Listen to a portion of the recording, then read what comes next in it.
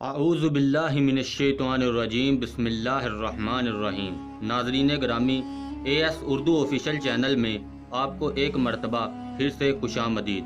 ناظرین گرامی، حضرت خضر علیہ السلام دریا کے کنارے بیٹھے تھے کہ ایک سائل آیا اور اس نے آپ سے کہا کہ اللہ کے لیے میں تم سے سوال کرتا ہوں کہ مجھے کچھ دے دو۔ حضرت خضر علیہ السلام پر بے ہوشی طاری ہو گئی۔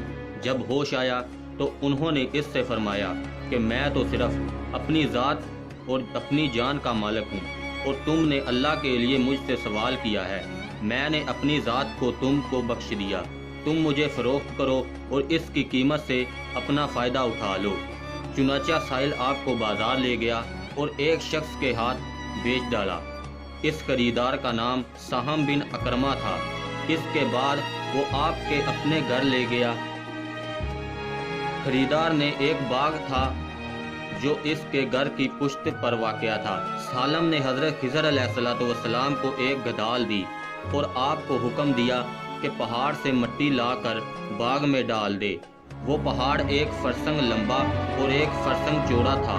ایک فرسنگ 3 میل کا ہوتا ہے ناظرین گرامی۔ اس کے بعد سالم اپنی ضرورت کی وجہ سے وہاں سے باہر چلا گیا تو حضرت خضر علیہ السلام پہاڑ سے مٹی لا کر باغ میں ڈالنے لگے۔ چنانچہ جب سالم واپس آیا تو اپنے گھر والوں کو پوچھا کہ کیا تم لوگوں نے غلام کو کھانا کھلایا ہے؟ گھر والوں نے کہا کہ غلام کہاں ہے، ہمیں تو اس کا علم بھی نہیں۔ پھر ساہم نے کھانا اٹھایا اور غلام یعنی حضرت خضر علیہ السلام کے پاس آیا تو ان کو اس حال میں پایا کہ وہ پورے پہاڑ کے کاٹنے سے فارغ ہو کر کھڑے ہوئے نماز پڑھ رہے ہیں۔ یہ دیکھ کر سالم کو تعجب ہوا اور قریب تھا کہ اس پر بے ہوشی طاری ہو جائے۔ ساہم نے آپ سے پوچھا کہ مجھے یہ تو بتاؤ کہ تم کون ہو؟ یہ سن کر حضرت خضر علیہ السلام پھر تھوڑی دیر کے لیے بے ہوش ہو گئے، اور جب افاقہ ہوا تو اس نے کہا کہ میں خضر ہوں۔ سالم بے ہوش ہو گیا۔ جب افاقہ ہوا تو اس نے اپنے پروردگار سے توبہ کی اور آپ کو آزاد کر دیا اور کہا، اے رب، مجھ سے اس کا مواخذہ نہ کرنا، اس لیے کہ میں ان کو نہیں جانتا تھا۔ اس کے بعد حضرت خضر علیہ السلام نے سجدہ کیا اور اللہ تعالیٰ سے دعا کی اور کہا کہ اب اے میرے رب، میں تیرے حق میں غلام ہوا اور تیرے حق سے آزاد ہوا۔ اس کے بعد آپ نے دیکھا کہ ایک شخص دریا پر کھڑا ہو کر کہتا ہے کہ اے میرے رب، حضرت خضر علیہ السلام کو غلامی سے رہائی دے اور ان کی توبہ قبول فرما۔ حضرت خضر علیہ السلام نے اس سے کہا کہ تم کون ہو؟ اس نے جواب دیا کہ میں شادون علیہ السلام ہوں۔ پھر شادون علیہ السلام نے حضرت خضر علیہ السلام سے پوچھا کہ تم کون ہو؟ انہوں نے کہا کہ میں خضر علیہ السلام ہوں۔ اس کے بعد حضرت شادون علیہ السلام نے آپ سے کہا، اے حضرت خضر علیہ السلام، تم نے دنیا کو طلب کی کیوں؟ تم نے اپنی ذات کے لیے رہنے کا مکان بنایا۔